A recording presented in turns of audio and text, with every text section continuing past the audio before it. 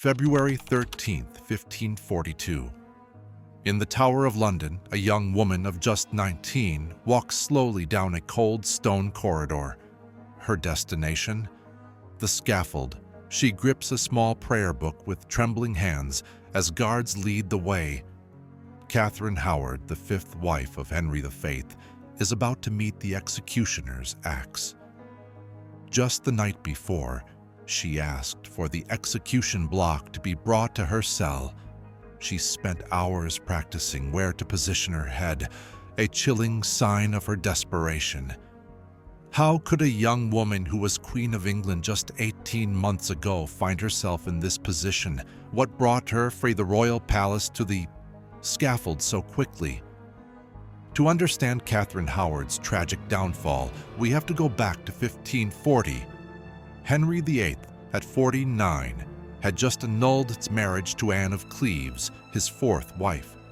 He was overweight, plagued by a stubborn leg ulcer, and bitter from past failures.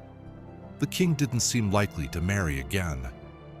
But then he met Catherine, a lady-in-waiting to his former wife and the niece of the powerful Duke of Norfolk. Catherine Howard came from humble beginnings, no royal blood and little education.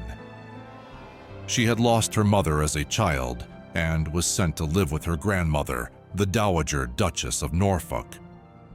In that chaotic household where young nobles received a bare minimum of education, supervision was almost non-existent. The girls slept in a communal dormitory called the Maiden's Chamber. It was here that, at just 13, Catherine had her first romantic experience with her music teacher, Henry Manx. They exchanged tender touches, but the relationship never went all the way. Catherine later admitted that Manx had touched her inappropriately, but she was too young to grasp the danger. At 15, Catherine started a more serious relationship with Frances Darham, her grandmother's secretary. They called each other husband and wife and would sneak around the dormitory after curfew when the Duchess was asleep. Those youthful secrets seemed to fade when Catherine arrived at the royal court in 1539. Beautiful, lively, and full of energy, she caught the eye of the old king. Henry, charmed by her youth and spirit, dubbed her his Rose Without a Thorn and the Jewel of Womanhood. The two were married on July 28, 1540, just 19 days after his annulment from Anne of Cleves. The king, rejuvenated by love, showered Catherine with expensive gifts. Jewels, dresses, properties. Nothing was too extravagant for the young queen. At first, Catherine seemed thrilled with her new role. She organized celebrations, danced for the king, and managed her household with youthful zest.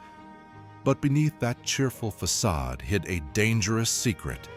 Henry, despite his passion, was an old and sick man. His ulcerated leg produced a terrible smell, and he needed to be carried around in a special chair. For Catherine, life with the king was far from pleasant. The gap between her elderly, unpleasant husband and the dashing young men at court couldn't be wider.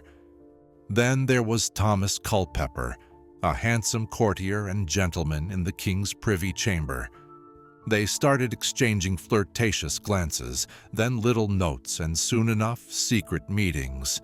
Jane Rowford, Catherine's lady-in-waiting and sister-in-law to the executed Anne Boleyn, helped set up these risky encounters. The same woman who once testified against Anne was now putting another queen in danger. Meanwhile, whispers about Catherine's past began to surface. Frances Darham, her former lover, showed up at court, demanding a position in her royal household. Terrified that her history might come to light, Catherine made a fatal misstep. She appointed Darham as her secretary, hoping to silence him. This choice only drew danger closer.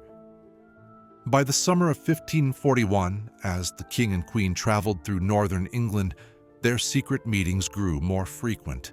Jane Rowford, arranged empty rooms in the mansions where the court stayed, allowing Catherine and Culpeper to spend hours together while the king slept. Then came November 1541. John Lells, a Protestant reformer with ties to the Duchess of Norfolk, decided to expose Catherine's past to Archbishop Cranmer, a close advisor to the king.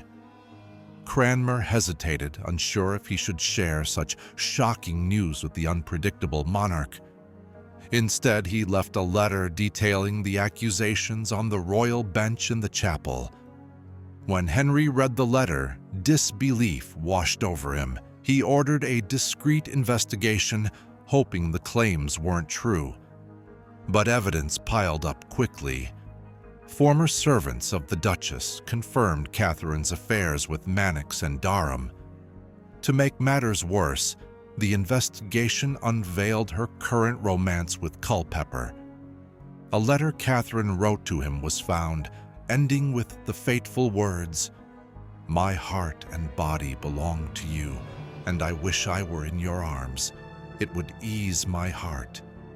This letter, revealing her unfaithfulness, sealed her doom.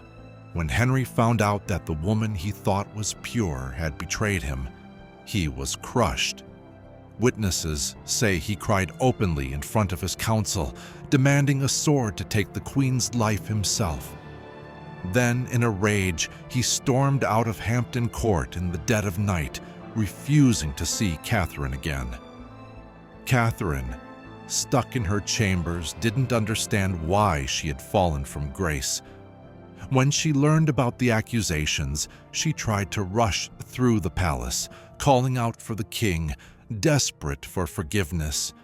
But the guards stopped her and took her back, locking her in what had become her prison. On November 7th, 1541, Catherine lost her title as queen and was sent to Sion Abbey. There, during questioning, she admitted to a past relationship with Durham, but firmly denied any adultery with Culpeper. Catherine's denials didn't save her. Durham and Culpeper were arrested and tortured.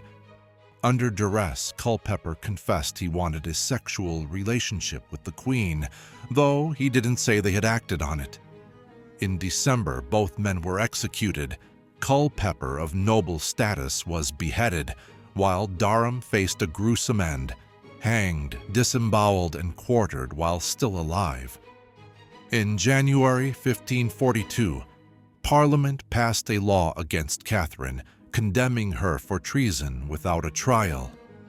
This law stated that it was treason for a queen not to disclose her sexual history before marriage, and that the intention to commit adultery was enough for a charge. Catherine, now just 17, sat in the Tower of London for days, waiting for Henry's final verdict. Hurt and angry, he signed the death warrant. In the days before her execution, Catherine practiced how to position her head on the block, a desperate attempt to die with some dignity. On February 13, 1542, the scaffold was set up in the same spot where her cousin Anne Boleyn had met her fate 6 years earlier. Unlike Anne, who faced her end with grace, Catherine was nearly paralyzed with fear. Witnesses said she had to be supported to the scaffold, her legs buckling beneath her terror. Her last words were clear: "I die a queen," but she wished instead to die as the wife of Co. Then she urged the executioner to get on with it. One swift stroke of the axe separated her head from her body. Henry's beloved Rose, without a thorn, was beheaded before she turned 20. Catherine's body was buried quietly in the chapel of St. Peter ad Vincula, inside the Tower of London, near her cousin Anne Boleyn. Henry banned official mourning and had all pictures and symbols of Catherine taken down from the royal palaces. What about Catherine Howard's legacy? Often it's just seen as a footnote in history, a foolish, unfaithful wife who met her end as she deserved. But a closer look reveals a tragic story.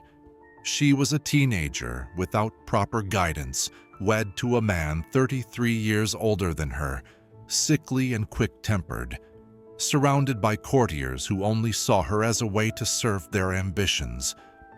Catherine's case led to changes in English treason laws. They defined it as treason for a queen not to reveal past relationships, a rule that lasted over a century. Henry never really got over this betrayal. He married for the 6th time to Catherine Parr, but he only grew more bitter and tyrannical in his final years. Catherine's grave remained unmarked for centuries until Queen Victoria had memorial plaques placed for royal victims inside the tower. Today, a simple plaque indicates where her young body rests. The story of Catherine Howard is a grim reminder of what women faced at the hands of powerful men. It highlights the dangers of youth without guidance and the harsh realities of royal power in Tudor England. She is remembered as the queen who lost her head for love, but perhaps she should be seen as a victim of the politics and morals of her time. A teenager who briefly wore a crown, only to end up beneath the executioner's axe.